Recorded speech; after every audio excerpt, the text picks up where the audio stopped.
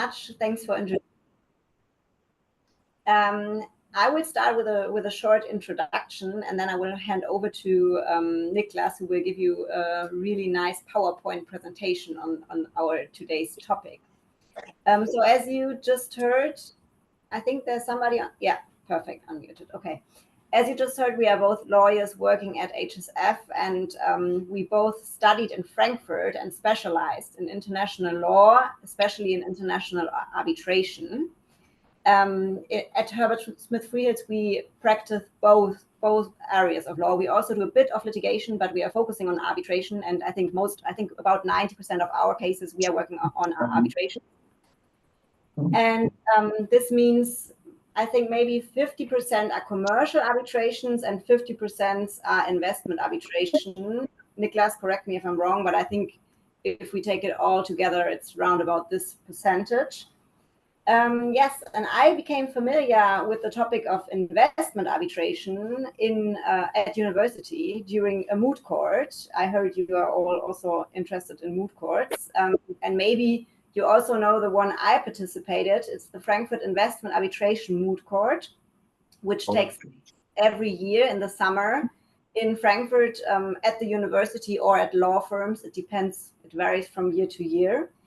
And what is really interesting about that, and that this is also something Niclas knows, is that this moot court not only focuses on investment arbitration, but also on other topics of international law in general, as we have many interfaces between investment protection law and other areas of law, for example, human rights law and also environmental law, and yeah, also the general WTO law, so trade law, international trade law. So we have many different fields of law coming together when it's in investment arbitration.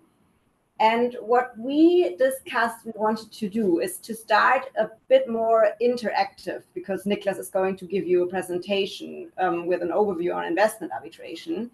And that is that we were informed that you have all different backgrounds in international law. And when it comes to arbitration, you are more familiar with the topic of commercial arbitration right now. And this is why we wanted to get an impression on your knowledge with regard to investment arbitration first. So can some of you or one of you please let us know if you have already come across the topic of investment arbitration in general? Of course, for example, investment arbitration is different from commercial arbitration, because, for example, in commercial arbitration, there are parties can be all companies, but in investment arbitration, one of the parties is states, and investment arbitration is more likely to be efficient than courts or litigation, because, for example,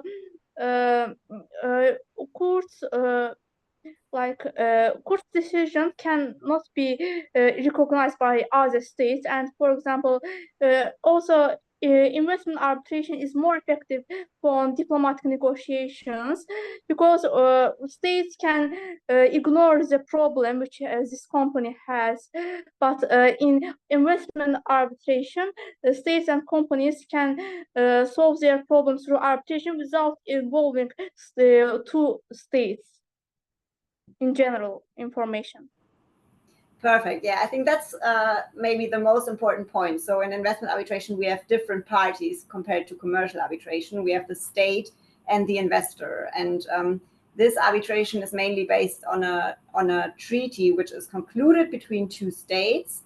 But then the actual dispute has an investor and a state, right? So an investor relying on a treaty which was concluded by its state, the state where it is living, right?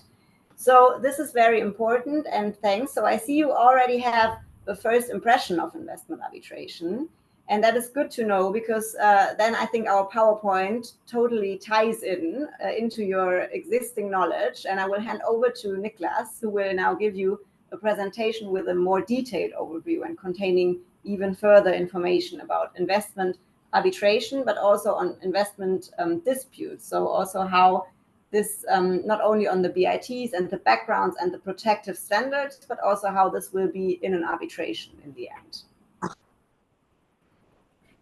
Thank you so much for this introduction, Lara.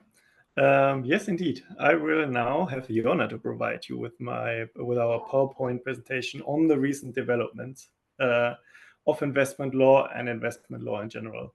So I hope you will be able to see my presentation now. Yes, we can see that. Yeah. Perfect. So is still very much relevant. I will continue with the international investment protection standards in general, then the particularities of international investment arbitration, and then I will say a few words with regard to the current developments in international investment law, because currently it is very much under development and criticized, and it offers much room for development. So I will just continue with the presentation, and if you have any questions at any point, don't hesitate to just mute yourself and start talking and ask your questions, because unfortunately I cannot see the group chat at the moment, but yeah, feel free to chip in if there's anything you would like to know. So starting with international investment protection, and in particular with the historical background, then the international investment protection treaties that are most relevant at the moment, and then the contents of these international investment protection treaties. With regard to the historical background, it is nothing new that investors invest in foreign states. But in the very past, and when I say the very past, I would say before the start of globalization, so before the 50s, before the Second World War, there was only what is described in this presentation as gunboat diplomacy, which means that if an investor from one state invested in another state, and for example, the host state expropriated the investor, there was not much that the investor could do apart from, well, going to his home state and asking the home state to ask to resolve the dispute. And it's described as gunboat diplomacy, because it means that that the stronger the standing of a state is, the more likely it was that an investor got compensated. If an economically or militarily strong state asked for compensation to a smaller state, the smaller state was more likely to pay that compensation. But if a weaker state asked a stronger state for compensation, they probably would not care. And it is also a very lengthy process. And there must be the political willingness to protect the investor. So the investor must be important within the state, within the home state. So you can see from this example that a system where you had to rely on states duking it out between themselves was not one that worked out well. That's why there was a move from the international legal protection framework that was very shallow. We had a minimum standard of general investment law for aliens, which was developed in the mid-1800s, so very vague as well. And the protection standards were also not very fleshed out. There was the idea that no expropriation was allowed to happen as long as there was no adequate compensation. And there was no principle that allowed the injured alien or the investor to sue the host state itself. Again, we must bear in mind that under international law, a state is sovereign, and they can only be sued if they allow to be sued. And that was not always the case. So if the investors from the home state could not resort to help from their home state, then they were basically left without any protection. So that's why it was moved to arbitration as we now, investor-state arbitration as we know it today. So this is another slide where you can see what I already talked about. So we have the disadvantage of simple diplomatic protections in the form that we have unclear and insufficient protection standard. National legal channels must be fully exhausted before recourse to public protection is permitted, which meant that you would have to go through the court system of the host state, which would then allow the host state to delay the whole proceedings. If it takes you 5, 6, 7 years to go through all levels of national courts, then this will take ages to resolve, and then you need to go to your state and then continue the diplomatic process. Then the decision to file a suit at the home state was, as I already said, under political in the political and diplomatic discretions and considerations. So investors may be left without any recourse. And then there was no claim of the investor against its own home state to file a lawsuit, because, again, an investor from a home state has barely the power, the negotiation, the political power to move a state, apart from very strong companies. But this is rarely the case, or this has rarely been the case.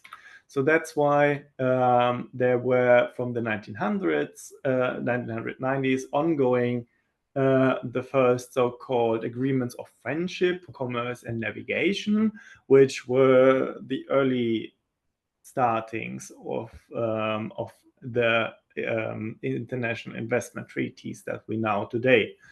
And now it becomes, this was the historical background, and now it becomes more relevant. We now arrive in modern days, because from 1995 on, there began the era of the modern international investment treaties, and in particular the bilateral investment treaties, so the treaties that were only concluded between two states.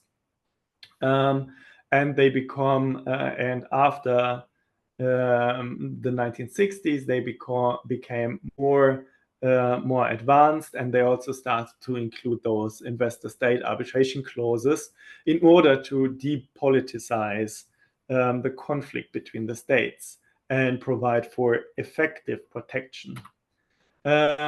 So what we have now is the investment protection treaties, the BITs, or the multilateral treaties.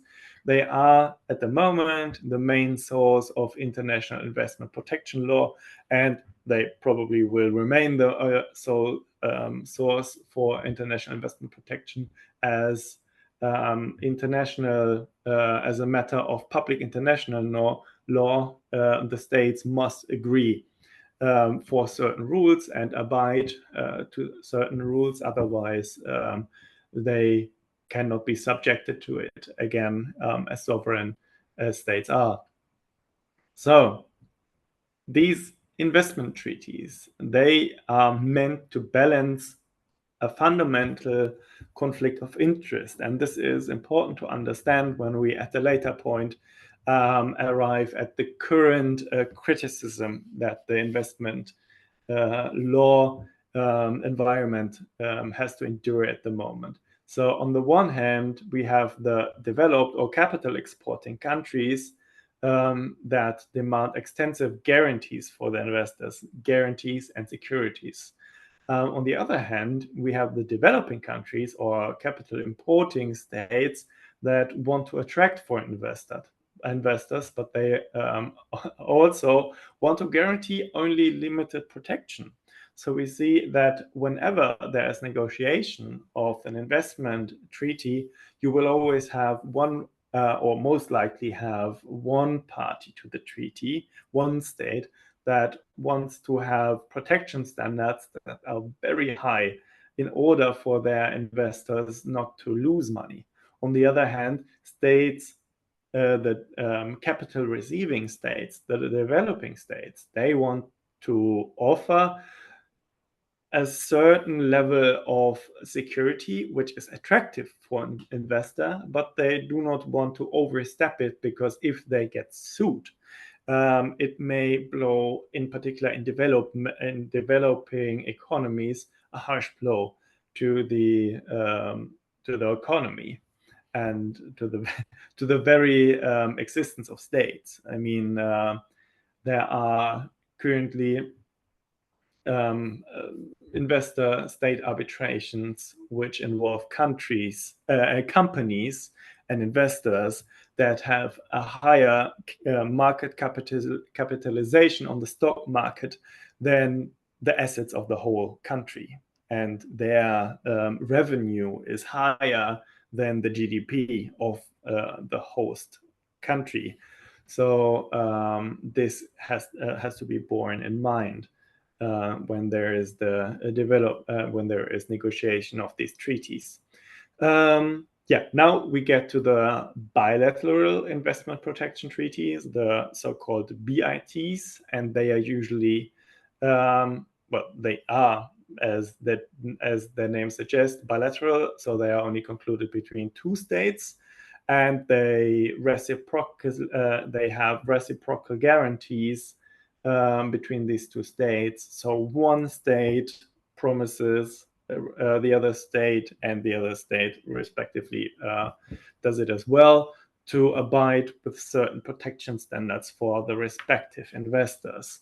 The first BIT was concluded by Germany. I think it was in 1959, as we heard, with Pakistan.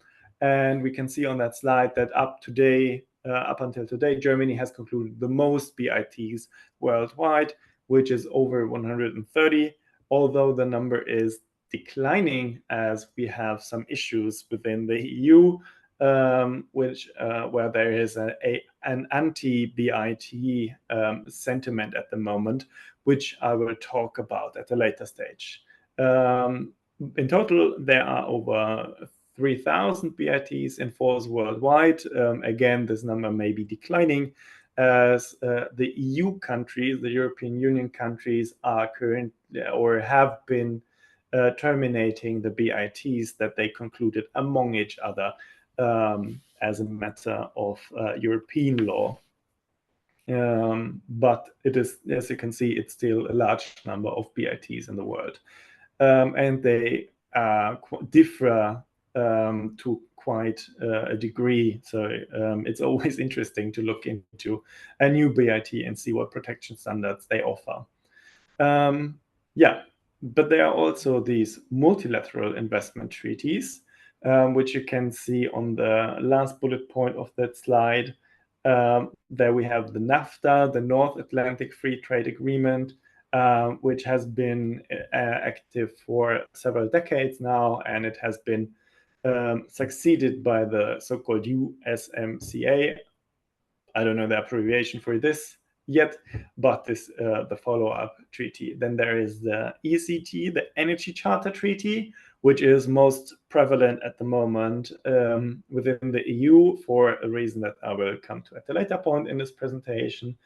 And there's the CAFTA, which is the Central American Free Trade Agreement, CETA, the Canadian and European Trade Agreement, and CPTPP, which I forgot the abbreviation about. But as you can see, and it's a non-exhausting list.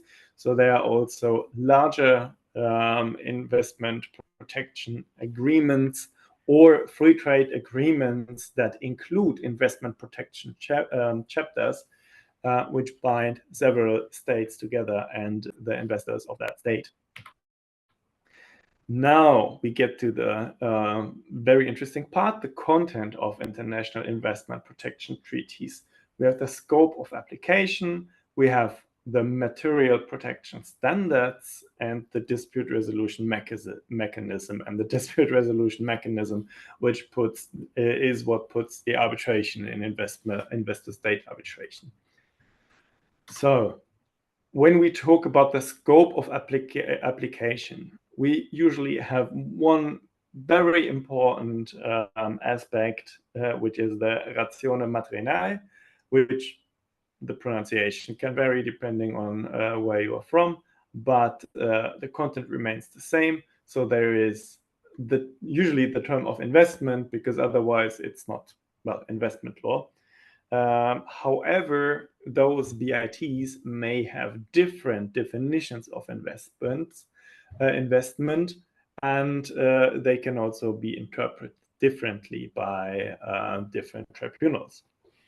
So, for example, here we have Article 1 of the China-Germany BIT, which defines what an investment can be. And they demonstrate that it can be every kind of asset. And they have a non-exclusive list which defines movable and immovable property. I think this is quite easy to understand. If I invest in some real estate, of course, then it's an investment. If I buy certain movable objects like, I don't know, cars or construction machinery, then of course this is an investment as well. Then we have shares, which is most likely the case, because international investors, they do not hold the assets in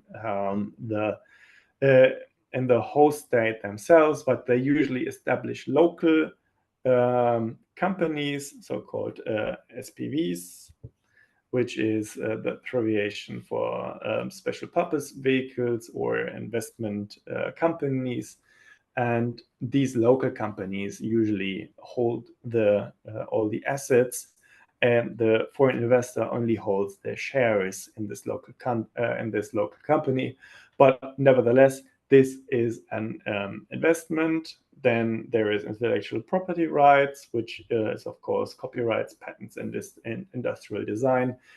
This is something that is less prevalent in investment arbitration.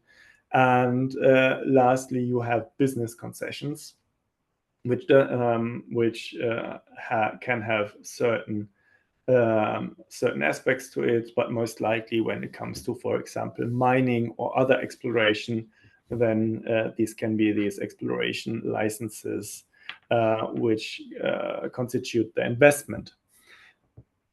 That said, this is usually non-exclusive, a non-exhaustive list. I worked on a case where the claimant was a bank, and they did not have any investment in a foreign state.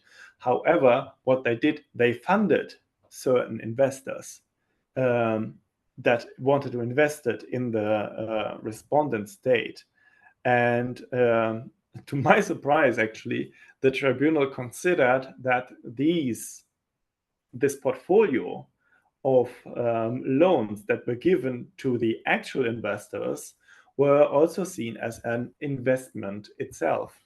So the tribunal in that case assumed that that an investment was given and that one part of the ratione materiale was fulfilled. Then there is the second prong of the ratione materiale, which is the investor. Of course, if you have an investment, you need to have an investor. However, it may not be that the claimant is always the investor when it comes to the investment that is subject of the arbitration. So, for example, we have Article 1 of the UK-Russia BIT, which says that the term investor shall comprise, with regard to either contracting party, natural persons having the citizenship or nationality of the contracting party, or it has to be a corporation or a company that is incorporated or constituted under the law of the force in the territory of the contracting party. So it does not suffice that you're living in a host state, in a home state. You have to be a citizen if you're a natural person. But then again, national persons usually don't have foreign investments to that degree that is relevant for investment arbitration. more likely it's about the companies that are incorporated in a certain country, which again opens up a large problem, which is the so-called treaty shopping. Treaty shopping is something which is quite a usual thing for example, when it comes to taxation treaties. You may have heard about so-called tax optimization schemes, where you have, well, for example, when it comes to the EU, there are certain low tax regions where large international companies like to have their formal seat. For example, Ireland in the EU, but also you may have heard of Barbados or the Cayman Islands, where there are basically only mailbox companies which are used for taxation, tax optimization purposes. And in theory, this is also possible under international investment law.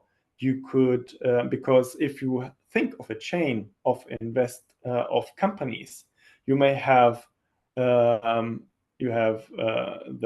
company, the holding company, which is on top, and you may have multiple companies below. And these may be incorporated in very different companies, but for the purposes of the term of investor, as we just read, it's okay to just own shares in a certain company. So you don't have to own it directly. You can also own it indirectly. So in theory, any of these companies could be subsidiary companies, could be located in a state which has a very which concluded a very advantageous investment treaty between the host state and the respective home state of the company in the chain. So this raises the question, or raised the question in different cases, whether such treaty shopping is okay. Can I just locate any of my companies in a different state in order to gain advantage of a very beneficial investment treaty and the protection treaty and the protection standards they're under? As said, this is a problem that surfaced quite often. Here on the slide, it's cited Philip Morris versus Australia, but there's also other examples. For example, Plama Cyprus versus, I think it was, Bulgaria. And although it is disputed between investment tribunals, you see a certain line of jurisprudence which says treaty shopping is fine as long as it does not cross the threshold of abusive conduct. As you can see, the Philip Morris Tribunal said abusive conduct of the investor or foreign company is established only to enable an arbitration or action to be brought. And in the Plama Tribunal, it was the Plama Tribunal, they said if a company is moved to a certain state after a dispute has arisen, this can be seen as abusive conduct. But if there was not, if the dispute has not arisen yet, then it is mostly accepted by investment tribunals that a parent company can choose one of its subsidiaries to bring the claim under a certain BIT, if that BIT is in particular beneficial. So much for the term of investor and investment. Now we move on to the ratione temporis, which is the timely application, and this is more straightforward, I would say. The BIT must be in force at the time of the infringing act. Of course, if it is only becoming into force at a later stage, then an investor cannot claim any protection under that treaty. That is not saying that states cannot agree otherwise, that a BIT should have retroactive effect, but usually states won't do this because, well, the host state wants to only afford protection to future investors because they want future cash flows and not protecting past investments. Right. If you are if you have some knowledge in public international law, you may have came across the Vienna Convention on the Law of Treaties, the VCLT, which is basically the codification of what is already what is like the general rule of contract treaty interpretation between states or treaties in international law in general. And I almost said contract interpretation because it's quite the same. It just has some rules on the interpretation of treaties, like the wording and everything. But it also has rules on the timely application. For example, in these articles 6 to 17 of the VCLT. But if you are interested in public international law, the VCLT should be something that you should be familiar with. Yeah, the BIT loses its legal effect upon termination by one of the two contracting parties, but there are usually so-called survival or most often called sunset clauses, which stipulate that the protection standards still have legal effect up to 30 years after the termination. Of course, the states can agree to another time frame, but it's usually like between 20 and 30 years after termination. The idea behind that is that a state can terminate the treaty unilaterally, but that does not mean that the investor of the other party to the treaty will then be left without any protection. So they do have those sunset clauses so that investors that invested up to the point of the termination will be protected for another 20 or 30 years under the protection standards of the investment protection treaty. And as said, this is intended to prevent abuse by states as well as sudden loss of investor-state protection. However, states can both agree that such BITs do not apply anymore, and then the investors are just unlucky, which can be seen within the European Union at the moment. So how there are also BITs that provide for statutes of limitation for claims, which means you can only bring a claim within a year or two, but that is for some that is not that often seen in BITs or in certain types of BITs. We have a special problem when it comes to international law, as there are so-called provisional application of treaties. When it comes to public international law, states may want to show their compliance by simply signing the treaty, but they will not ratify it. There's a difference between signing and ratification, and BITs may also make a differentiation between the signing and the ratification. The signing is the formal act, the promise vis-a-vis the other state, and the ratification is the internal process of a state, where usually any international treaty must be, if the state is a democracy, must be ratified by the parliament.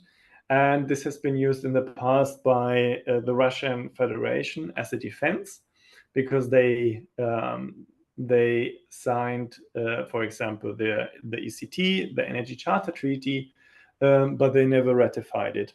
They agreed to provisional application of the treaty, but they terminated this provisional application of the treaty. And from that point on, the Russian Federation used it as a defense against any foreign investors. And a very, very prominent case is the so-called Yukos case against the Russian Federation. Yukos being an oil an oil company that sued the Russian Federation, although it was formally seated in Russia, but they had a subsidiary in the island of Man, which is located close to Great Britain, and therefore they were able to claim to qualify as a foreign investor. Then again, Russian Federation defended themselves on the grounds that they never ratified the Energy Charter Treaty, which was not accepted as a defense by the International Investment Tribunal because, well, the BCLT makes clear that internal rules of a state cannot be used as a defense against states, as a defense against international law obligations. So, and now we get to the substantive law. I call it the substantive law of investment protection standards. There is a number of protective standards which are reoccurring in BITs and multilateral investment treaties, which is the most unique one is the fair and equitable treatment standard, the so-called FET, which I will elaborate a little more on in a bit. The others I will just provide you with an overview with, because they are either not that prominent or quite easy to grasp. So, for example, the protection standards, which I guess is most known to everyone, is the principle of no expropriation without prompt, adequate, and effective compensation. That does not mean this is, as I said, included in every investment treaty. And in the beginning, I told you that it was existing in diplomatic protection as well. So this is like the grandfather of all protection standards, and it's also the most direct one. Although direct is not always true. There are two types of expropriation. There's the direct expropriation, which is simply the taking of a right, but then there is the indirect, or sometimes called creeping expropriation, which does not take the right, formally take the right, but it strips the investment or the right of all the advantages.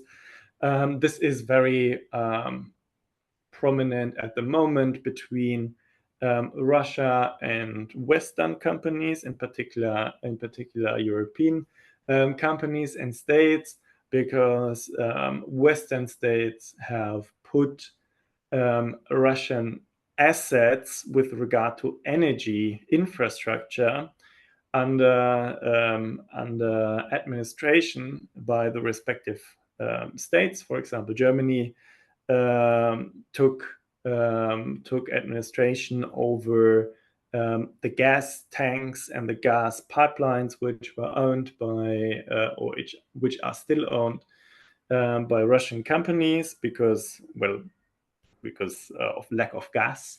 And as a response, the Russian state took administration over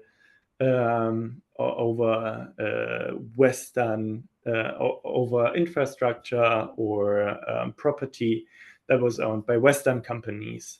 While this is not a direct taking of a right, it is an indirect taking, because the investors can, at least for a lengthy duration of time, not enjoy the advantages of their right anymore, which would also give rise to an expropriation claim. under certain circumstances. Then there is the so-called national treatment, which is simply saying that a state must treat a foreign investor the same as it treats their own nationals, which is not a prominent standard, because usually or oftentimes states tend to treat their own nationals not that well as well. So it is not seen that often. Then we have the most favored nation treatment, or MFN clause, which is a clause included in investment treaties, which says, I promise you, my treaty partner, that I will afford your investor the highest standard that I afford to any other foreign investor.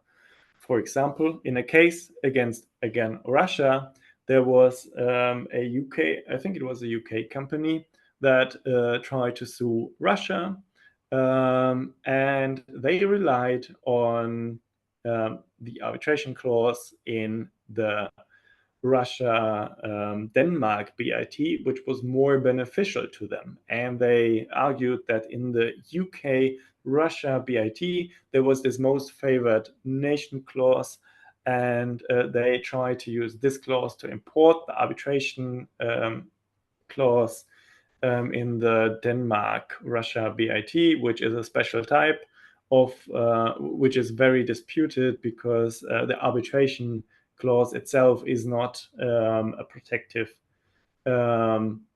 standard, but it's just just an agreement in what forum the claim can be brought.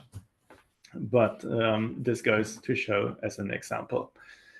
Then we have the compliance with contractual obligations, the so-called umbrella clause, which basically elevates any contractual claims that an investor may have with a state, for example, on an investment agreement, but there can also be other agreements, contractual agreements.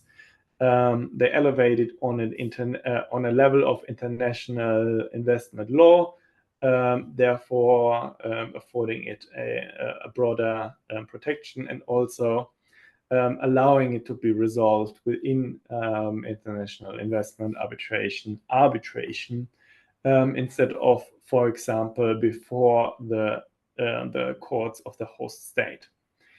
Then there is the free transfer of funds. Of course, if I own money in a company, then I want to move it outside the country as well, because it may be worthless to have it in a state. This is also an issue, for example, with Russia and the sanctions. So even if an investor can sell some of their assets, they may not be able to move their money out of Russia, which is, well, partly due to sanctions, partly due to Russian administrative actions. And then we have no impairment of the investment through arbitrary and discriminatory actions, which can be an anti-discrimination clause, can be a non-protective standard, but it's in any event included in the fair and equitable treatment standard.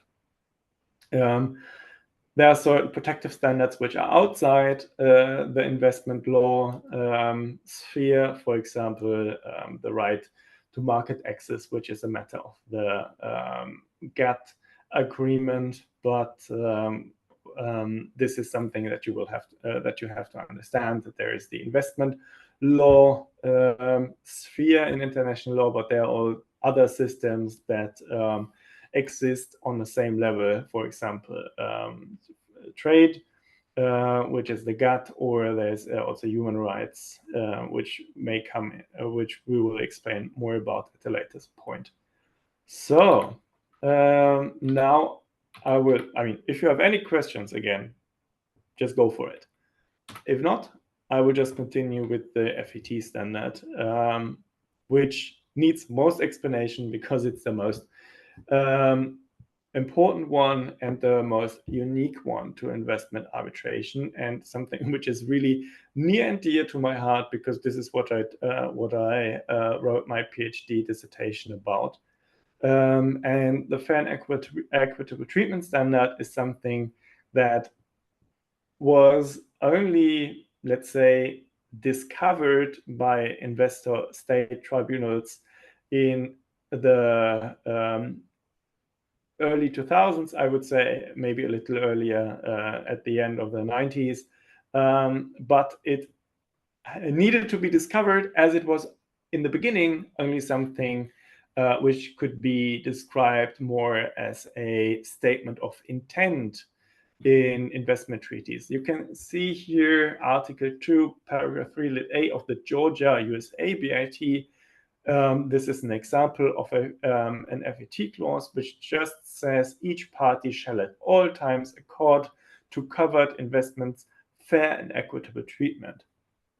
As said, in the beginning, states included these in their BITs as a matter of a declaration of intent. You know, we just, this is like in a preamble where you would say, yeah, we afford the others fair treatment, equitable treatment, and those are our protective standards. And then you would go on with expropriation and such. However, this is a standard that is highly developed by jurisprudence of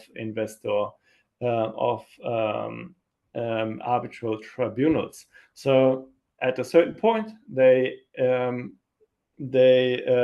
saw this and decided that there is a promise, a protective standard in such clauses, and it's a very vague standard which was only developed by arbitral jurisprudence over time, but it has now become the most invoked FET standard. As you can see in the first bullet points, investors claim the breach of the FET standard in almost every case nowadays, unless it's just straightforward expropriation, which is rarely the case. But FET is just always claimed. Dr. Niclas? Yeah. Well, we have two questions in the chat, if I can just read it out. Yes, please. So first one is, what's the non-impairment treatment clause? Come again? What did you say? What is the non-impairment treatment clause? Non-impairment? I don't have it on here, right? Usually, non-impairment of the investment through arbitrary and discriminatory actions, right? Yep. Yeah, I assume that is the question. If not, just the person asking the questions can just clarify it. So this doesn't mean that any of these clauses does not mean that the investment is protected from any type of infringement or impairment, but certain types are protected, and they can be protected through, against, for example, arbitrary and discriminatory actions, and other protective standards can be, or other types of certain actions can be included in such an non-impairment clause as well, but they have become rare over time. Thank you. And at least I would say. Yep. And there is another question, whether FET is similar to the good faith doctrine. It is. It is in many respects. Good faith is something that basically every jurisdiction knows. If I think in terms of German law, it has a large overlap in regard to that.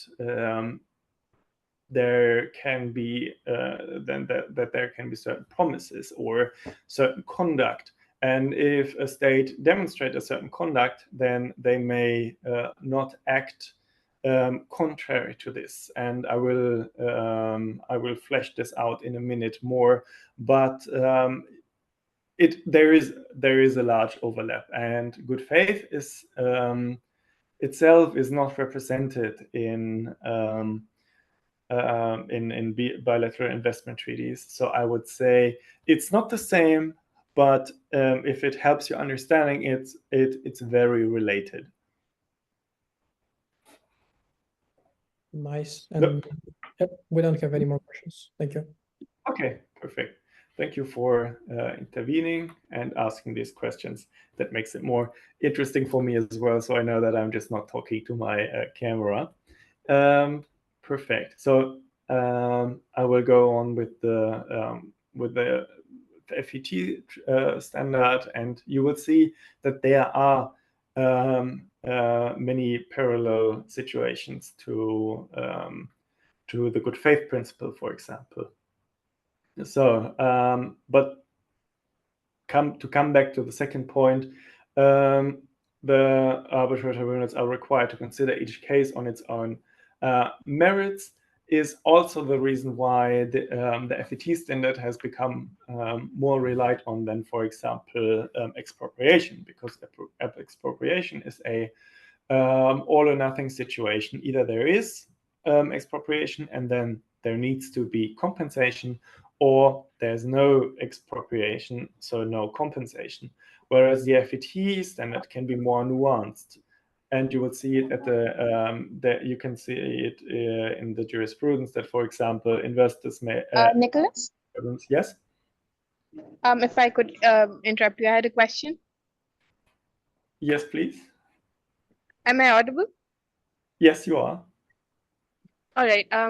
My question was if the FET standard also applies to the parties' conduct when they're drafting the BIT, or does it only extend to the part where the arbitral proceedings actually commence? Thank you. As a matter of investment law, the drafting that is not relevant. But I told you about the VCLT, the Vienna Convention of Treaties, on the law of treaties. There you can have certain articles with regard to the interpretation of treaties, and there you will find an article, I think it's article 32 or something, which says when construing a treaty, also an investment treaty, you will have to consider the wording in good faith. So so you may want to argue that a treaty is not valid because the one of the states did not obey the good faith principle in the negotiation of the treaty, but that is usually not working out as a defense. However, when it comes to interpretation, you can use the good faith principle as well. Does that answer your question?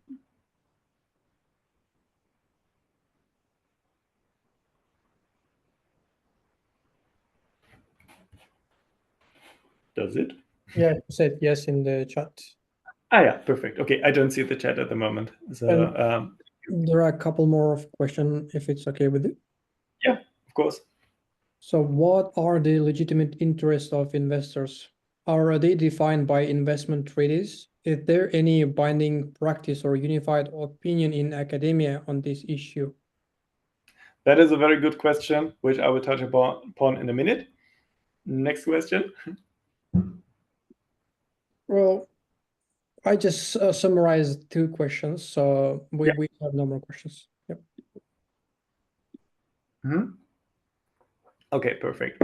I will talk more about this, and if you have like more far-reaching questions, we will have time in the end to have a more extensive Q&A session, I would say.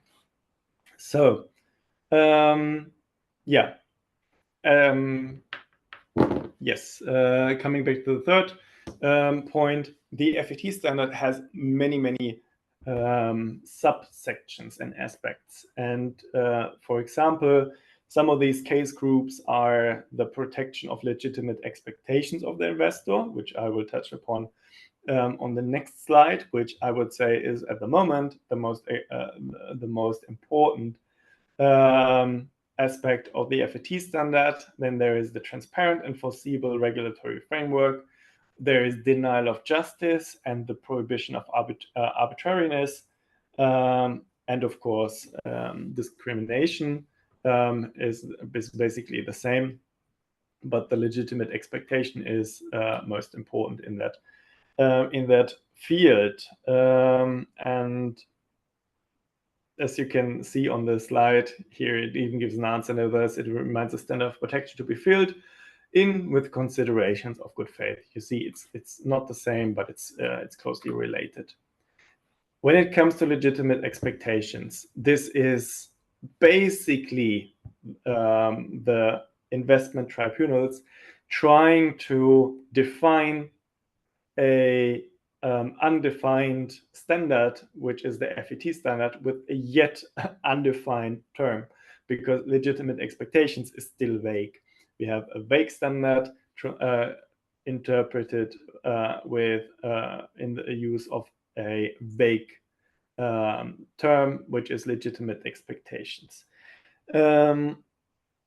It is the legitimate expectations, the notion of legitimate expectations has basically developed from the jurisprudence of German maybe this may be a little far-reaching to say or pretentious to claim, but if this notion is traced back, you have certain European administrative courts who recognize this notion of legitimate expectations. You have it in French administrative law. You also have it in German administrative law. And if you trace it back through the jurisprudence of investment tribunals, you will find that this notion of legitimate expectations moved from European constitutional and administrative law to the jurisprudence of the European Court of Human Rights, which is an international body, an international court, which does not only cover the European Union, but also other European companies. And for example, Russia used to be part of the European Charter of Human Rights as well. And the first arbitral tribunals that relied on the notion of legitimate expectations, they quoted decisions of the European Court of Human Rights. And this is basically the genesis of this principle, and it can be traced back over time. And this is the tradition. So it's something that many national laws, administrative laws will know as well. And it's basically it is basically a notion that has three, at least that's how I interpret the standing jurisprudence the line of jurisprudence we have in international investment law from arbitral tribunals, which requires that there is a promise on the side of the state, then there has to be reliance on the side of the investor, and then there has to be a certain element of proportionality or reasonableness of that reliance. And a very good example of these are the so-called solar claims against Spain and Italy, but also the Czech Republic and other states. This is actually the topic of my PhD dissertation. If you want to have a good read on that, I can only recommend.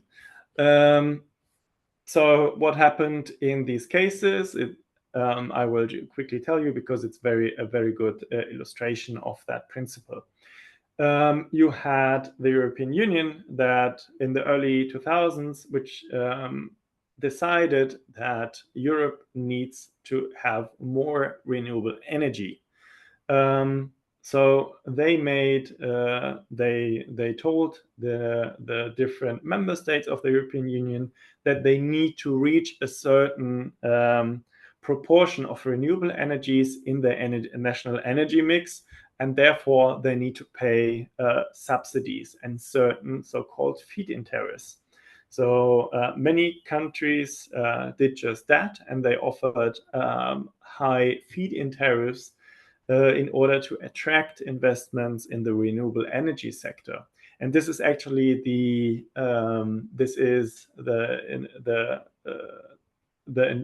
primary impact, the trigger that started the development of renewable energies, because in the beginning of the 2000s they were not that far developed. They were quite expensive, so the feed-in tariffs and the subsidies that had to be paid were quite high.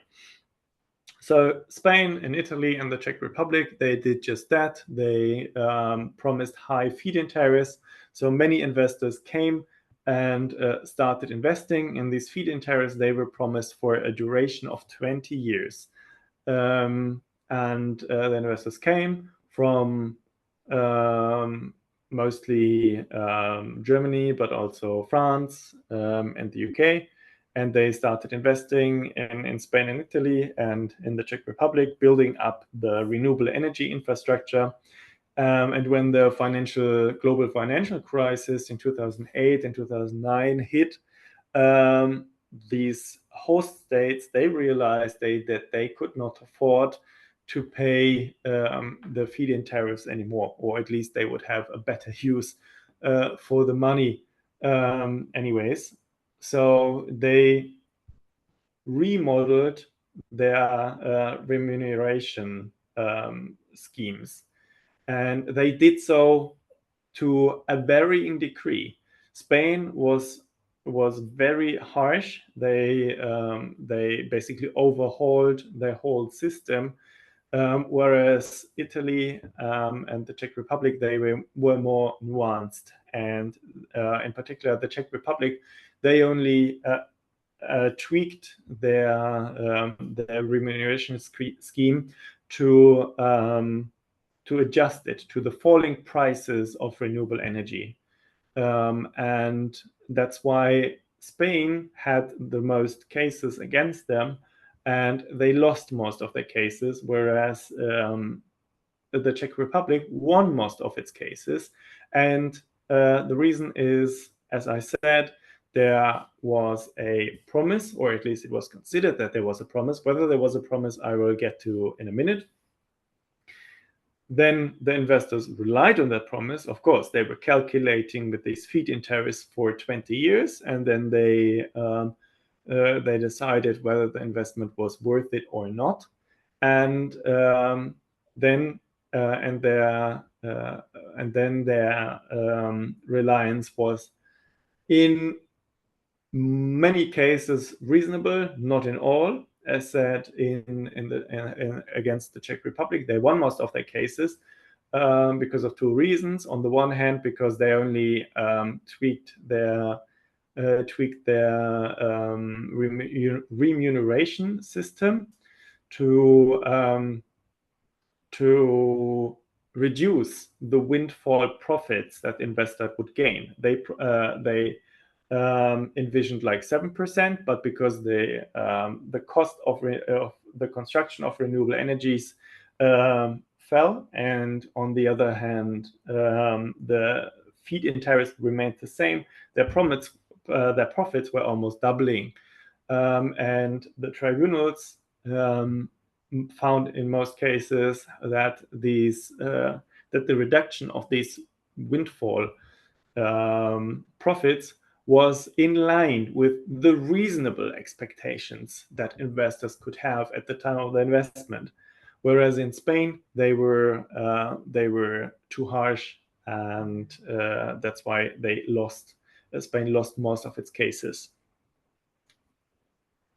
One of the turning points, in particular, with regard to the Spanish cases was the question of whether there was actually a promise on the side of the state.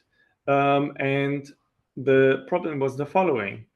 There were these laws that promised any investors that registered their renewable energy infrastructure within a certain time frame, certain feed-in tariffs. This is usually how it goes, like register until a certain point in a certain year, and then you receive a feed-in tariff of X euro cent per kilowatt hour for 20 years. But some of the tribunals found that a law is too general to constitute a promise to a specific investor, meaning that a law is just erga omnes, and it does not constitute a promise on which an investor can rely. However, at least last time I checked, the majority of tribunals said, yes, in general, a law is too general to have a specific promise. It is just a promise erga omnes, if anything. And this is usually not enough to create legitimate expectations within an investor. However,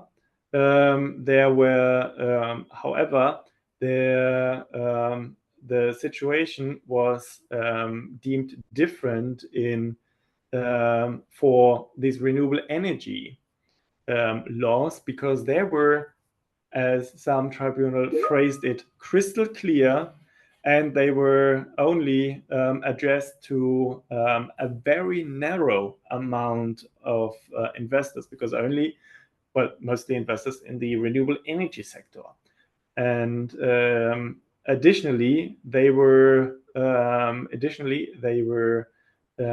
accompanied by certain more specific representations. For example, there were advertisements going on in which the Spanish state went around the world, and they were like, invest in Spain, the sun can be yours. And the tribunals took all of this together and came to the conclusion this is addressed to a number of investors, but a very limited number of investors, and therefore this promise within the law is specific enough to create legitimate expectations. And then again, the investor had to rely on these promises, which was usually not the case, but the reliance had to be reasonable, and there were situations in which this was not seen as reasonable. For example, in the Spanish cases, the law regarding subsidies underwent certain stages, and the later the investor invested, the less likely it was that the tribunals found the reliance to be reasonable. For example, investors that invested in 2006 and 2007, before the financial crisis, they usually won their cases. But investors that only invested in 2011, when the remuneration system already underwent such a huge change, they were less likely to be seen as having reasonable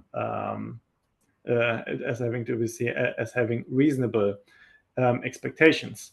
The same goes with one case in the Czech Republic, where the investor saw that there was a regulatory change incoming, and he basically quickly tried to invest in the Czech Republic before that regulatory change would come into action. And there the tribunal found that this was not reasonable anymore, because it was foreseeable that there was a change.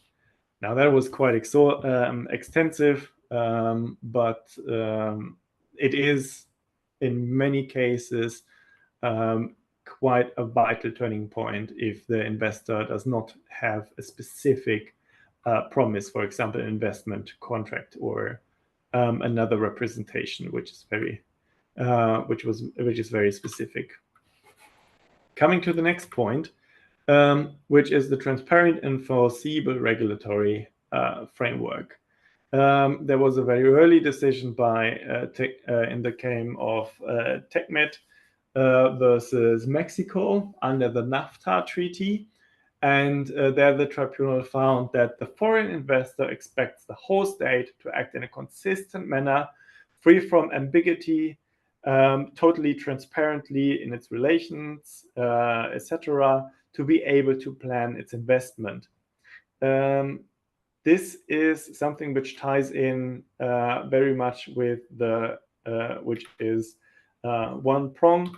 And then there's the other prong that is important for this case, for this problem, which is the Saluka case, in which the tribunal held that the host state's legitimate right subsequently to regulate domestic matters in the public interest must be taken into consideration as well. And it is not, and the tribunal does not interpret the fair and equitable treatment standard to be to constitute a regulatory chill, meaning that the host state is not allowed to enact new laws that take effect on the investor. There may be, that is not said that a state cannot conclude a contract, for example, with an investor saying that I will not apply any new taxes to you. They will remain unchanged for the next 20 years for you alone, so that you can plan your investment accordingly and have security. That states can do, but simply the fair and equitable treatment standard cannot constitute a regulatory chill. And these two examples basically show the outline of what in which or the outer borders in which a state can act within the protective standards of the fair and equitable treatment standard. On the one hand, the state must not act randomly, which can happen because states are if you have a democracy, then every so and so many years there are elections, and you will have new state leaders, and they may be quite different. They may have quite different opinions from the earlier government, and may change many things around, which may also lead to very unexpected outcomes for investors. So this may be an infringement of the FET standard if they are very, very harsh and very arbitrary. But there is always the right to regulate the state's laws and affairs in the interest of the public. And there are also situations in which this is just seen as overstepping, being not mindful of investors at all, or even taking advantage. There in the early 2000s, there is a large number of cases against the Argentine Republic where they went into economic turmoil and economic crisis, and almost went a state that went bankrupt. And they very much altered their administrative framework, which became subject of investment arbitrations at a later point. So this goes to say a state can and must be able to alter its laws, but there can be situations that fall outside, that constitute a violation of the FET standard. Then, very straightforward, there's denial of justice. Well, I guess it's self-explanatory. If an investor is treated unfairly, does not have access to justice, does not undergo a fair judicial process, then it's a violation of the FET standard as well. or if the judgments are very are arbitrary, but there the threshold is quite high. Yeah. I think in the interest of time, I will answer. I will just go on for like 15 more minutes, and then we will have our final discussion. So now we come to the investment part on the international investment arbitration, the arbitration part of the international investment arbitration, which is the jurisdiction of the arbitral tribunal. I will introduce you to ICSID and the investment protection procedures without ICSID. They are important to know. So, as you know from the commercial arbitration side, and our investment arbitration always needs an agreement. And the agreement is in most BITs or multilateral investment treaties included in the treaty as well. There is a standing offer and an unconditional standing offer by the host state saying if an investor from the other state thinks that they were in that their rights under the BIT were violated, they can arbitrate. They can initiate arbitration, meaning that we have the offer in the BIT, and with the notice of arbitration, this offer is accepted by the investor and therefore forms the arbitration agreement. Within the EU, the European Court of Justice, the Court of Justice of the European Union decided that such arbitration clauses in BITs within the EU are contrary to EU law and therefore are invalid. Needless to say, investment arbitration tribunals see differently. That's why there is at the moment a quite some heat. Additionally, it is also possible for investors in states to agree on an investment agreement without BITs, which is sometimes used as a way to start investor-state arbitration, even if the investment agreement is deemed invalid. For example, again within the European Union, one tribunal found that the investment agreement within the BIT was invalid. However, the investor initiated arbitration, and the state participated in this arbitration without objecting to the arbitration. And in this, the tribunal found that this was an acceptance of the investor's offer to arbitrate, which the investor sent with a notice of arbitration, and the state then agreed to it. So they tried to construct this arbitration agreement in that way, meaning it's usually in the treaty itself, but it can be also concluded otherwise. Yeah, here we have a arbitration agreement in the China-Germany BIT. You have certain particularities when it comes to investment agreements. For example, there is investor-state arbitration agreements. For example, there can be a provision that says it has to be the dispute has to be at least try to be settled amicably, so a cool down period of a certain amount of months. Then after, in this case, 6 months, only then arbitration can be commenced. There can be so-called fork in the road provisions, which say you can either go to arbitration or to national courts, but not both. There can be other provisions which say you must exhaust all local remedies, saying you must go to the courts of the host state, exhaust all remedies there, and only then you can resort to international investment arbitration, which I guess is the worst kind of arbitration agreement because it gives the host state, the respondent state, ample opportunity to delay, to simply delay investment arbitration until, I don't know, decades to come. So this is And these investment arbitration agreements can be, as I said, they can be quite simple, or they can be more elaborated like this. Usually the simpler, the better, which is something you may have already learned in commercial arbitration as well. When it comes to dispute resolution, we have a unique institution, which is the International Center for the Settlement of Investment Disputes, or ICSID.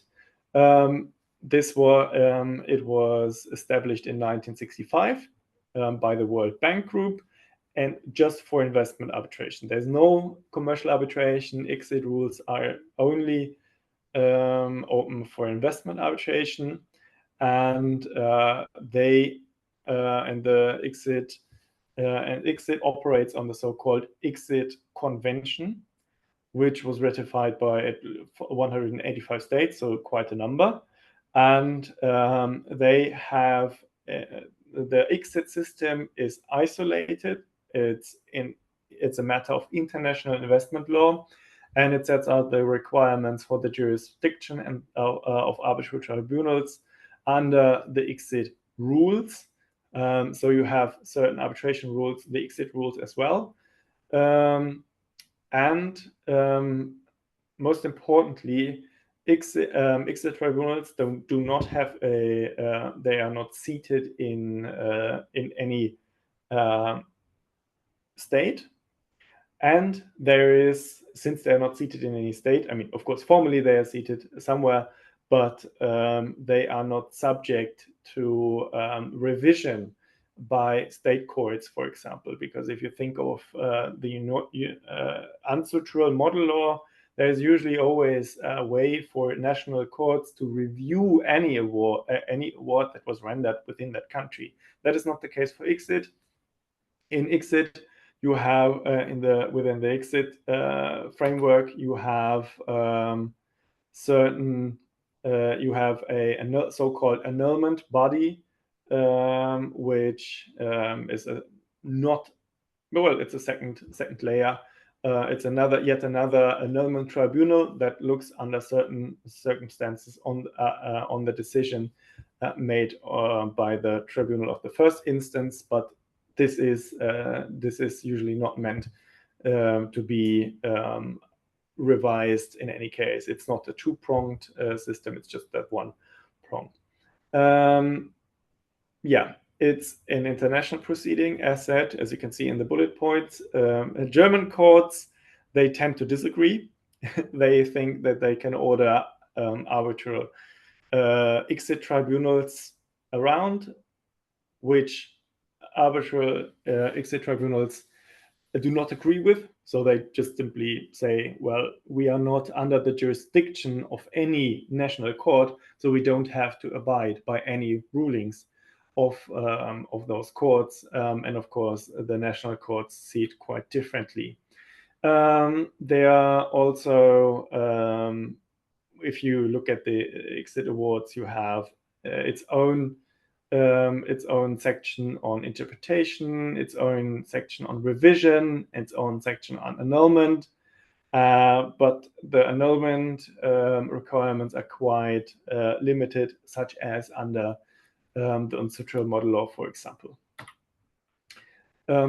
It does have its own enforcement scheme. So ICSID awards are enforced under the ICSID Convention, whereas outside the ICSID Convention, awards are usually enforced on the basis of the New York Convention. So this is the biggest advantage or disadvantage. It has its own enforcement system as well. So you can see if there's ICSID arbitration, this arbitration is conducted in a very self-contained system, and it's more or less free from the influence of national states. So it may be the case that investors prefer ICSID arbitration if they are given the choice by the arbitration agreement, which can be the case. And as you can see on that graph here, there is a large development, a rising amount of international investment disputes. They peaked around 2013, 15, 17. These are the solar claims. that have been brought against the nations that I told you about, and they are and you can see it's now reducing, although it has an uptick at the moment because investors now start suing the Russian Federation because of because of the war and actions taken after that. So, and I already touched upon it. There's also, of course, investment arbitration outside the ICSID system. There are certain institutions that are specialized on conducting investment arbitration, namely, and first and foremost, the ICC and the SEC. But they can also be other institutions that handle these disputes because they are not that different from arbitration proceedings. And there can also be ad hoc arbitral tribunals under the UNCITRAL rules. However, this, I think, has become rarer because it means that the tribunals have to do all the work by themselves, and that can be quite extensive in investor-state arbitrations. Right, but when it comes to the conduct, the procedure, and the procedural rules, it is not that different from international commercial arbitration. So the substantive law is what differs very widely, but the arbitration process itself you can mostly do if you have knowledge about international commercial arbitrations. Of course, there are particularities, and sometimes there are even special rules, but the rule is it's not that difficult. So I see that time is running short. I think I will just skip through this very briefly, and if you have questions on this, you can ask them. And I think it is also my colleague Lara that wanted to say a little more at the end about the interference of investment law and human rights law. So I will skip through this very briefly and then give her the floor, and then you have the floor for further questions. So again, investment arbitration is criticized for being intransparent because most times it's confidential. And what people always forget, it's confidential because on the one hand, the states don't want to show the public what they may have done wrong in the past, and on the other hand, you have investors that may have an interest in just keeping their trade secrets or, well, their conduct. However, in the public, you have rising concerns about the transparency. That's why UNCITRAL invented or enacted the UNCITRAL transparency rules, which may apply in some of the cases. However, the issue with transparency is that it's, although I think that it makes sense to publish the awards, there have been cases in which the investor, the arbitration procedure and the oral hearings were uploaded. For example, on YouTube, you will find the case of the hearing of Vattenfall against Germany. And I think it's 21 hours long in total, and it has very few views, although it's online since I think like 2019 or anything. So although everyone wants transparency, the public interest is not that high usually. But again, that's why it was these UNCITRAL transparency rules were enacted. Then there is the backlash against ISDS in general. I already touched upon the dispute that between the European Court of Justice, so the European International System of Law, and investment arbitration on the other hand. That's why, and this conflict was sparked by the solar claims. And basically, the European Court says, I want to be the only person and the only institution that decides on European law, and investments, they touch upon European law. Therefore, I am the only institution that can be competent. and that's why the European member states terminated their investment agreements. However, as said, in arbitral tribunals, they see it differently. They say that they derive their jurisdiction only from the investment agreement, and they are not bound by European law. So this is one issue. Then there is again the case of Vattenfall against Germany, which I will not go into detail, although it's very interesting and a good example of the FET standard, and contradictory behavior by the German state, and also political just activeness, which may not be reasonable, and it seems to be that under in the public, investment arbitration is always perceived as something secret, something where three people, usually white old men, decide on the fate of states. And you have German articles here, which are of course not that interesting for you unless you know the German language, but the idea is the same. We have people don't trust investment arbitration.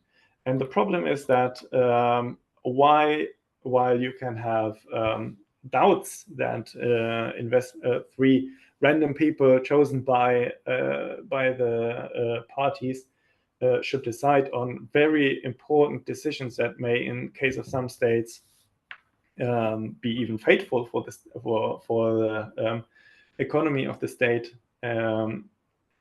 We simply do not have a better solution to say it that way, because national states, you need a very strong rule of law in a country in order to sue a host state before its own courts. If you have a country with a less good working rule of law, the best case scenario is you will simply lose the case, and the worst case scenario is you will fall out the window, I guess. So that's why we need, and then on the other hand, one state cannot assert its jurisdiction over another state because of state sovereignty. So it doesn't work that the investor can go to his home state and sue the foreign state there. That doesn't work either. So we need a supranational institution that decides on these cases. There were efforts to create something like an investment court system, an multilateral investment court. It's referred, there are things like the CETA court, which will be a CETA investment court, but they are all not, they never came into being because it requires that the states have that many states come together and have consensus. And this is something that we, at least at the moment, do not see in the world.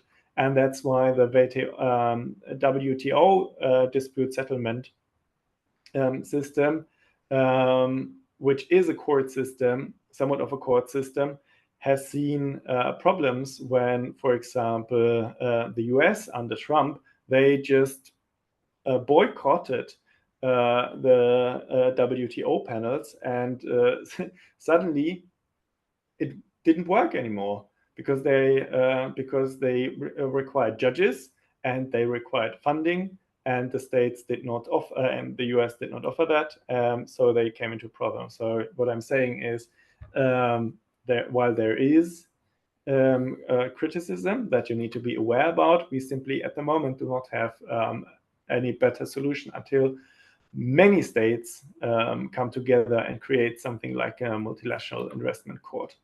That's why there are reform discussions, but they don't really lead anywhere. The ECT tried to be revised, but there was not a large consensus. You can see that there is some progress, but it's not that extensive. And now I hope that we still have time and my colleague didn't fall asleep.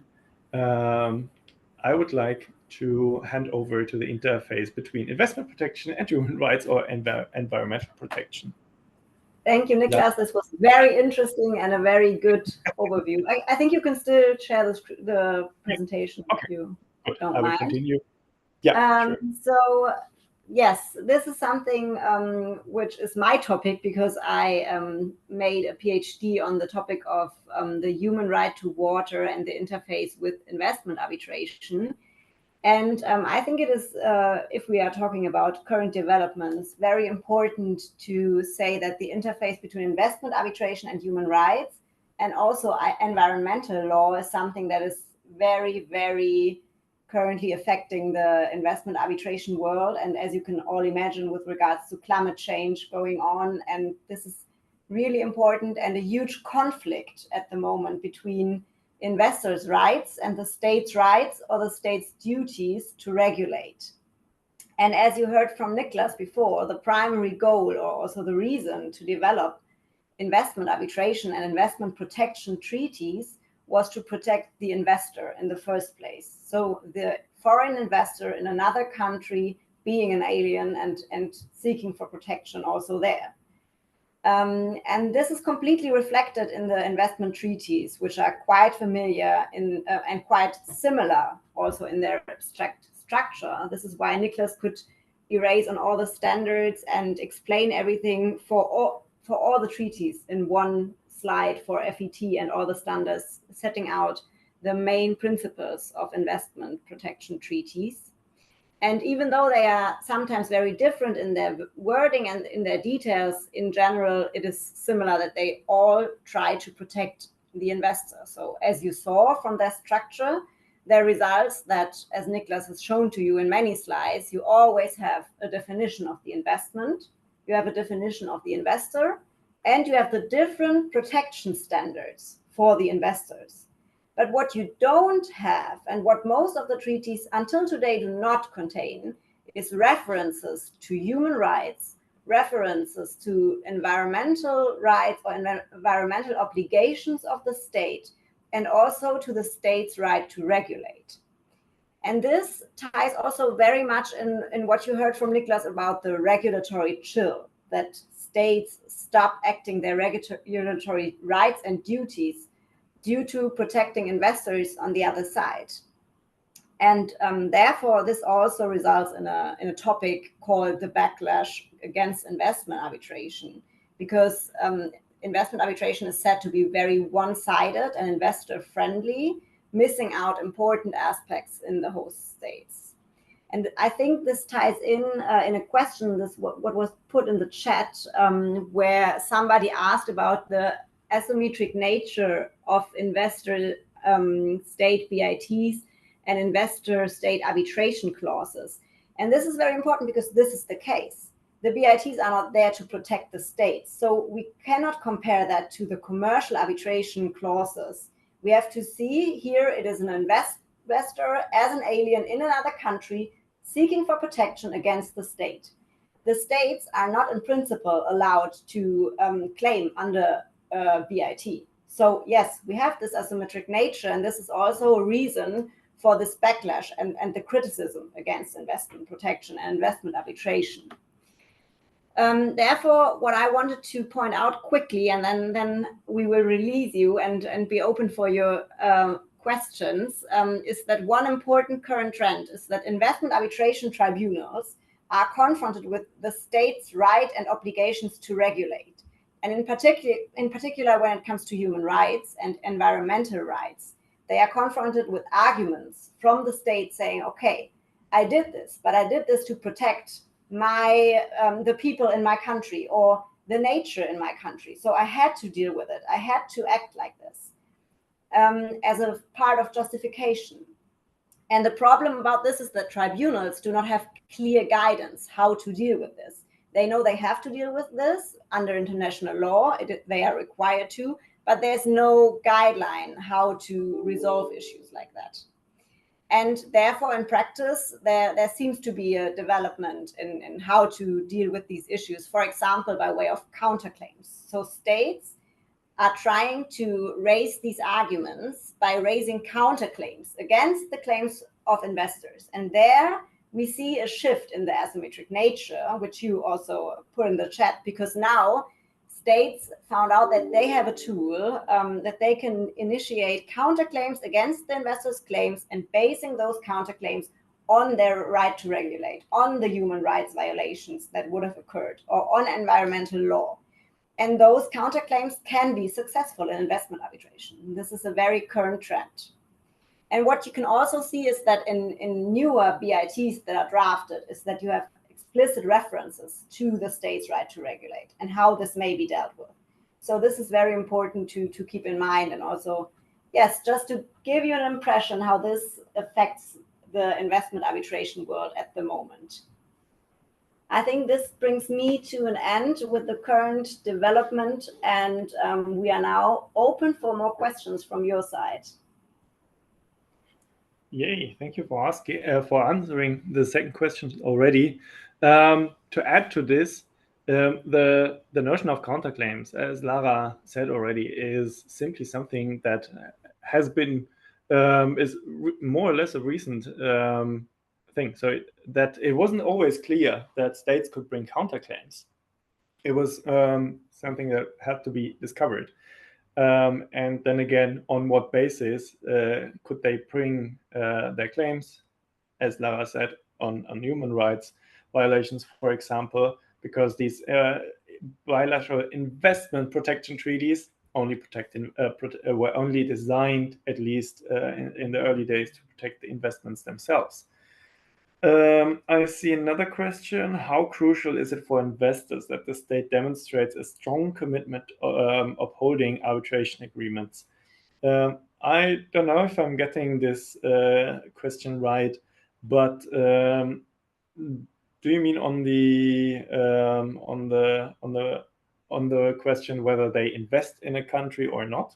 Because the thing with the unconditional arbitration agreement, arbitration offer, is that states may be inclined to simply not engage with the arbitration as well. We see that with Russia at the moment, where Russia had always a tendency to simply not attend to arbitration, and they have there are only a very limited amount of law firms that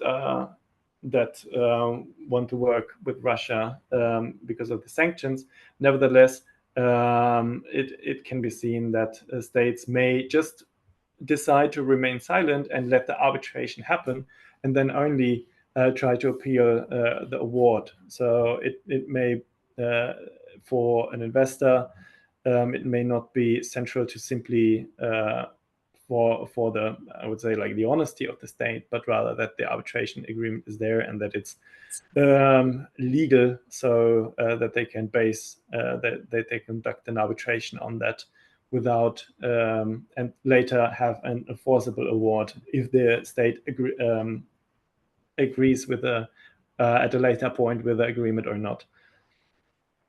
So can you please send the attendance? Right. Unmuted everyone. Dear Saline. Niclas. Yeah.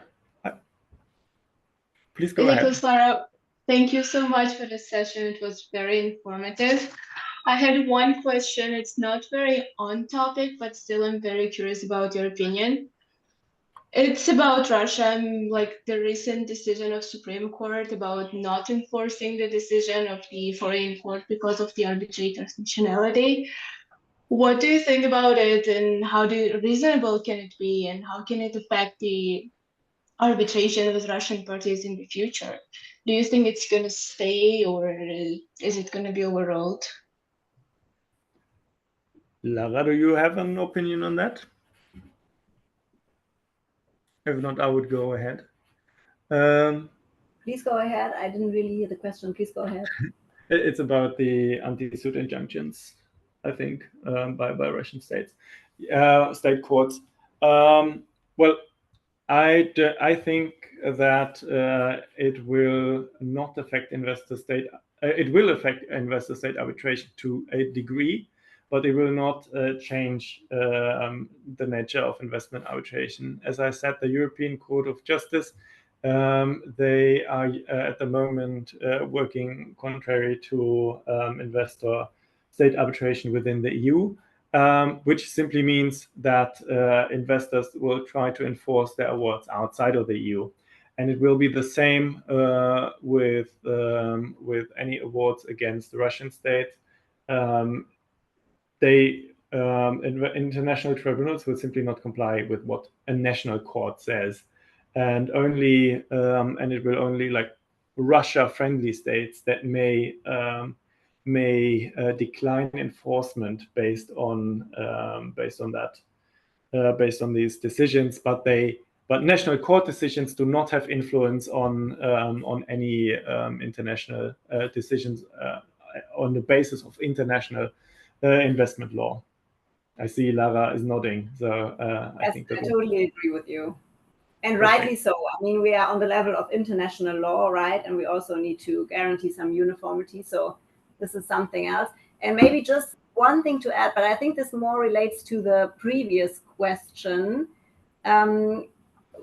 regarding how crucial it is for investors that the state demonstrates a strong commitment to upholding the arbitration agreement. I mean, I think this is the most crucial aspect, right? But the difference to commercial arbitration, Niclas rightly pointed out before that the arbitration proceedings in general, they are not transparent and they are secret. But afterwards, the award and some of the procedural decisions will be published.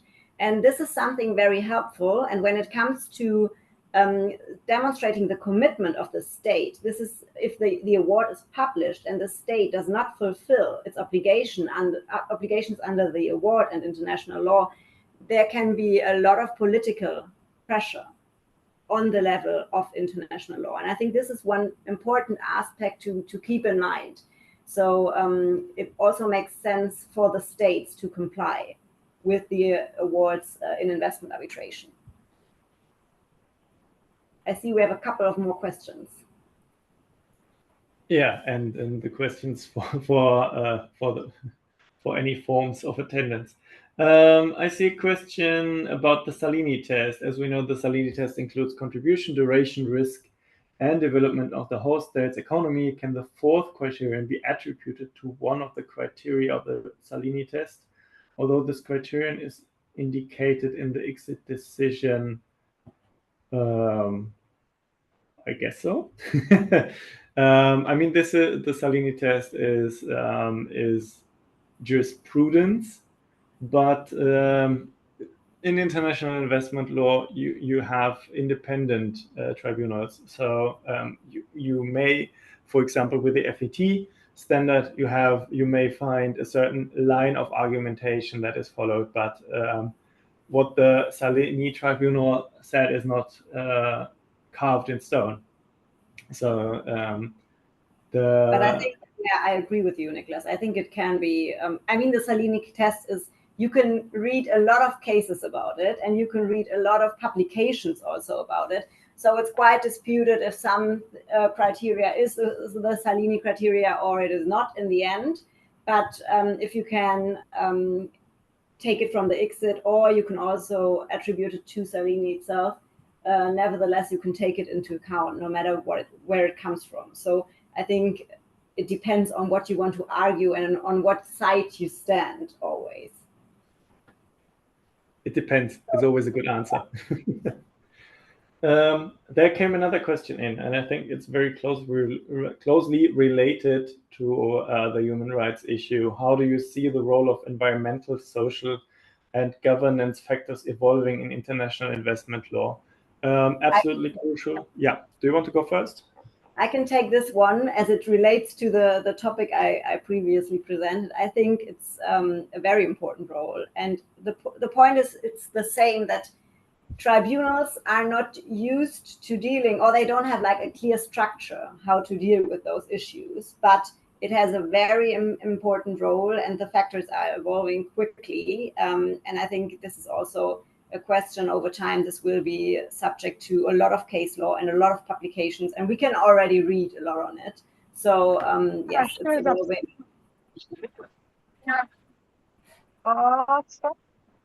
Is there another question, or? I think he was just not muted quickly enough. Yeah, I think I would add to that when it comes to newly negotiated free trade agreements, I think we see a trend that issues of human right and the right of the state to regulate its own legal framework in the public interest, which of course includes environmental, social, and governance as well, ESG matters as well. They are incorporated into newer investment protection standards. For example, given the FET standards, you may see clauses that have the typical typical FET definition, but they also have a carve out, which says that certain acts that are taken in the interest of XYZ, let's say environmental, social, and governance, are not deemed to be violations of legitimate expectations or the FET standards. So I think on the one hand, we're seeing arbitral tribunals taking human rights and ESG into consideration on the one hand, and then on the other hand, states taking it even further, including it in investment protection chapters of free trade agreements, for example. All right. I see another question. Would somehow international sanctions affect arbitration cases between an investor and state? E.g., state would mention that it could not pay amount from decision issued by the tribunal. Well, I would say that states are generally not willing to pay at the moment. This is one issue. When it comes to EU sanctions, and I think it's the same with US sanctions, there is a carve out that allows payments based on court decisions or arbitral decisions, if I'm not mistaken. So this is, I don't think that this is something that that is of concern. However, states, of course, may use sanctions as a defense in the arbitration, that they said, look, we acted the way we acted because we did not have any other choice based on the sanctions that we had to endure. So I don't think it's a defense against the enforcement, but it is a defense against it is a defense on the merits of the case. And then again, if a state doesn't want to pay, they just don't pay. The justification is only of secondary importance. Yeah, that's my take on that. What are the implications of multilateral agreements like the Energy Charter Treaty on investment law? I don't know if I understand that question correctly. Well, the implications are simply that it's part of investment law. You have these bilateral treaties, which are, of course, in their number, they are more bilateral treaties, but the Energy Charter Treaty, for example, is just another part of that system of international investment law, which is based on these different treaties. And you can also, or investors may try to rely on the ECT, for example, and a bilateral treaty simultaneously, trying to rely on the seeing substantive standards being better in the one or the arbitration clause being broader in the other, so they exist next to each other.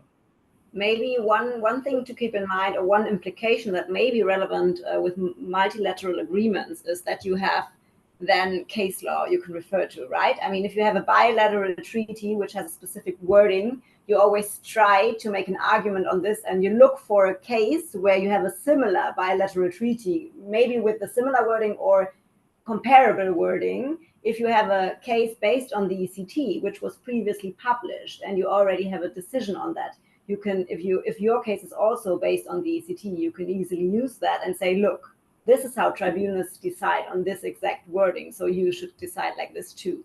I think this may be an implication which may be important if you are a lawyer and helping out your client with that.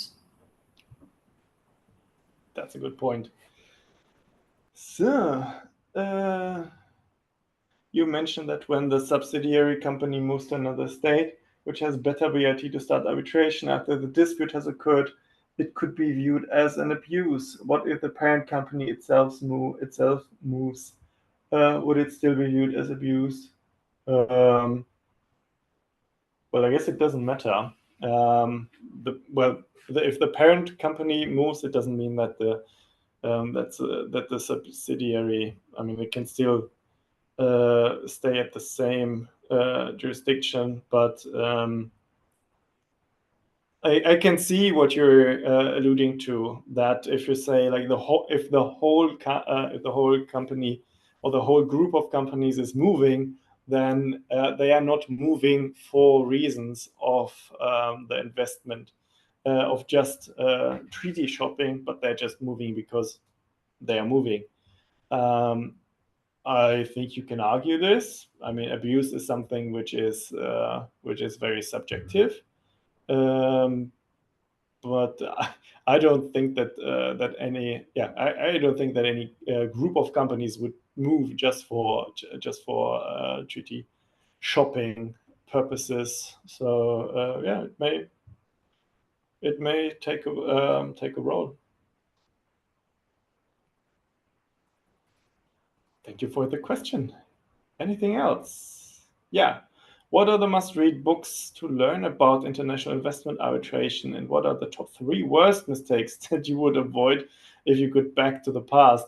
Well, that's a good question. The answer I can hold up because I got it out of my shelf.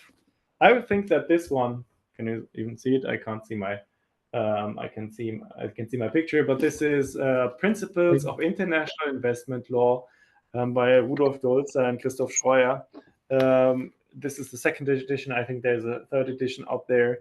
And for me, this was the easiest read.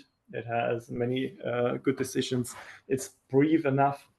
And I think that's a must read if you want to go all out and learn and read like these very thick Gary Bowen books. I don't know.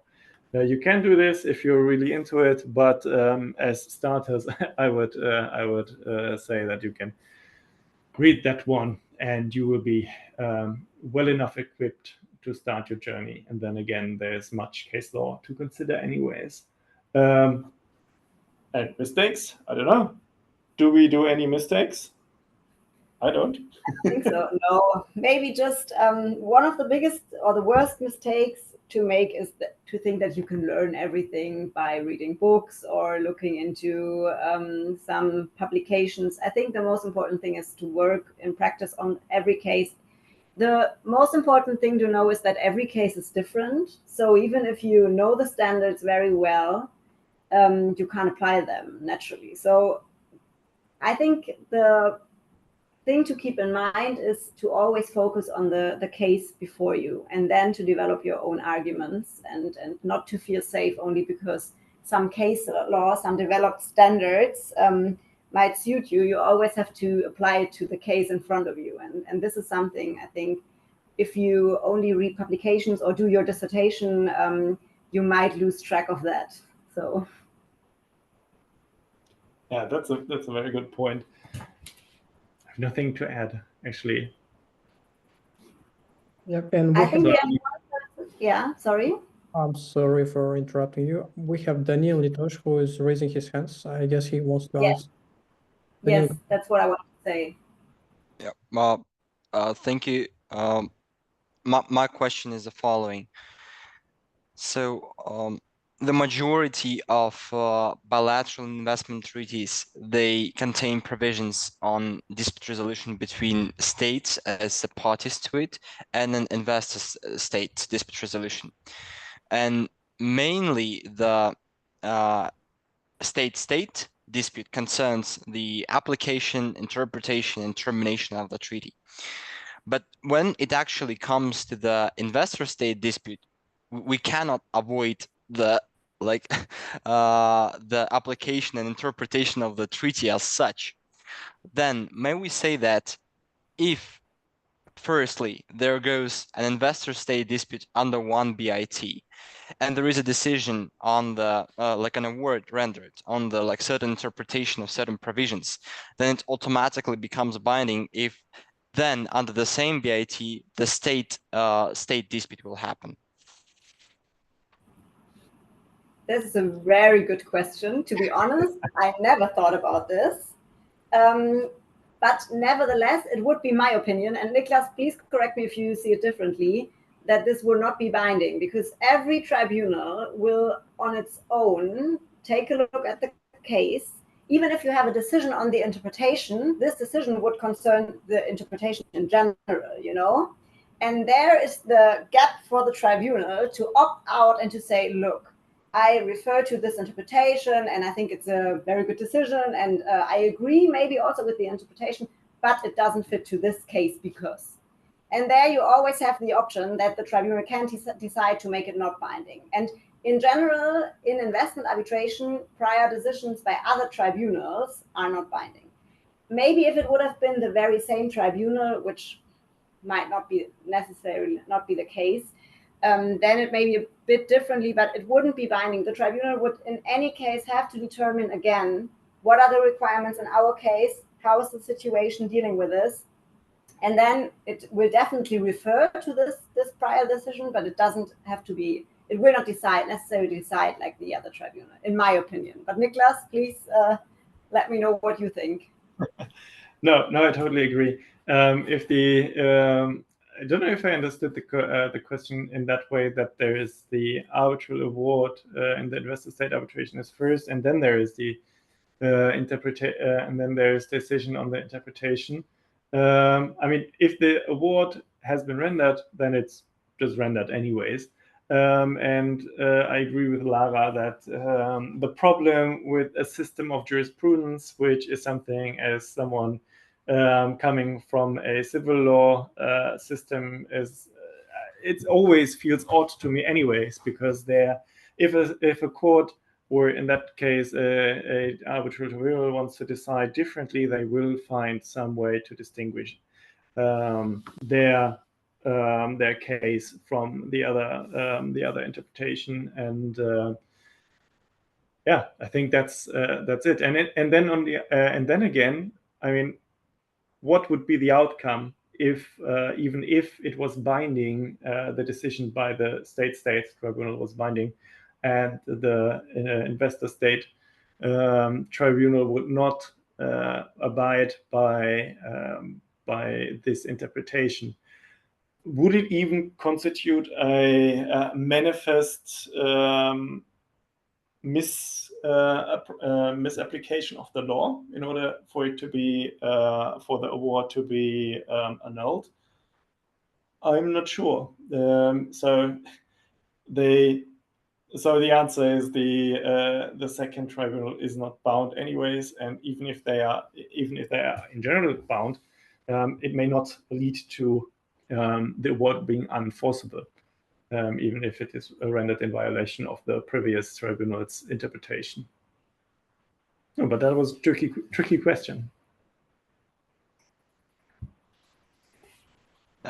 May I go for another one? Sure. So also again about the BITs, and this is more about maybe treaty shopping. So we've covered the issue that there may be certain discrepancies between the BITs and the multilateral investment treaties. What is the general practice? So let us imagine that under one BIT, country A, country B, the investor-state dispute may only be brought to tribunal just in case when there is a situation of expropriation, unlawful expropriation, whether all other violations of the investors' rights are not arbitrable. while both state A and state B are parties to the multilateral investment agreement, under which like an investor can enjoy like a variety of other rights, and they are all arbitrable. Will then should then the tribunal take the like pro-investor position and say that well, like the multilateral prevails over the BIT? I would, but as I said before, these are two different grounds for claims which exist parallel to each other.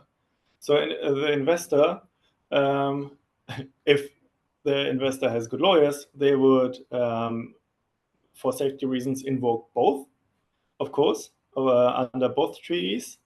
They would bring the claim, and or maybe Lara disagrees, but you can bring the claims under both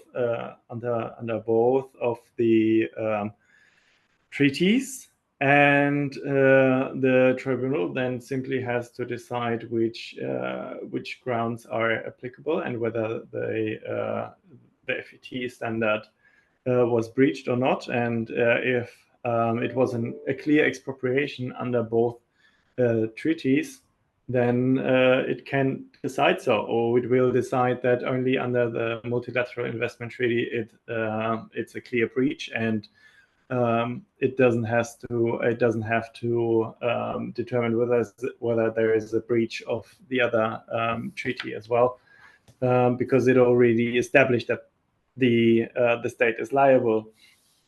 So long story short, they should be applicable parallel, so there's no need to establish a hierarchy or one trumpeting the other. Yeah, I totally agree with that, Niclas, and I think there's also not a standard practice on this, because if there would be a standard practice favoring the option which would be more investor friendly, this would be a huge trend, and I think this would be arbitrary or biased.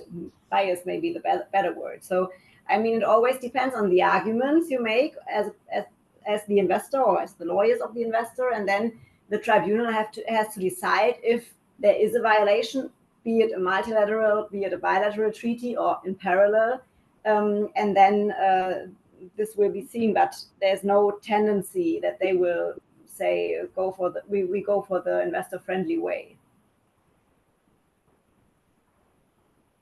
If this answers your question. Yeah, and may I make it a bit more difficult. So if we imagine that an investor concluded a contract with a state party when there was a BAT, and the future dispute that arose in several years was non-arbitrable under that BAT.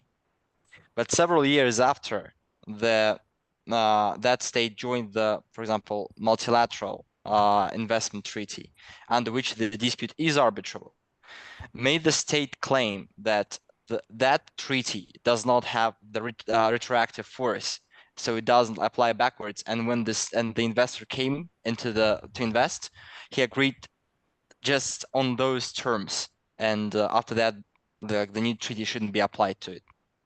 Yes. Yeah, definitely. absolutely.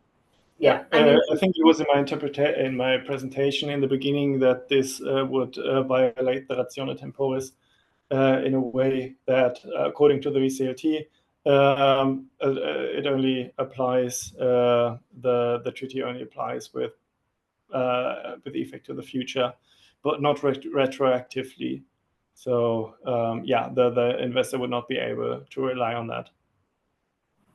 Yes, this is very, very important. So the treaty always has to be enforced at the moment the investment is made. If the treaty has a special clause saying it applies retroactively, there may be a different situation, but what you described is just the normal way that a state will argue that there's no retroactive application, and therefore the investor cannot have any rights from this. Yeah.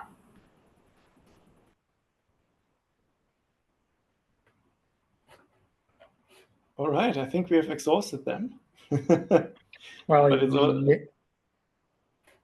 Sorry. Yeah, it was very interesting session, and I think up until today, every student was interested only in international commercial arbitration, and I won't be surprised if after this lecture they will switch from Vismut to FDI and they will start learning international investment law.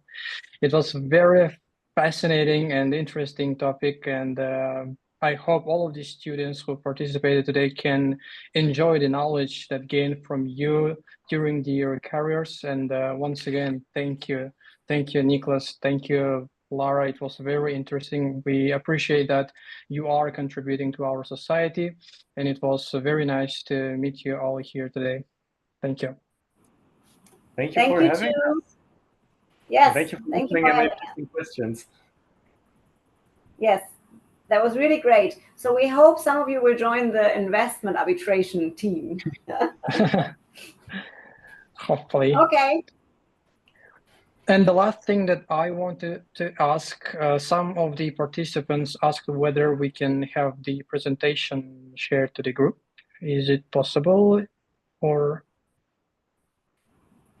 Yeah, I think we it will is. have to discuss internally, but I think it shouldn't be a problem. We will discuss and then we will let you know.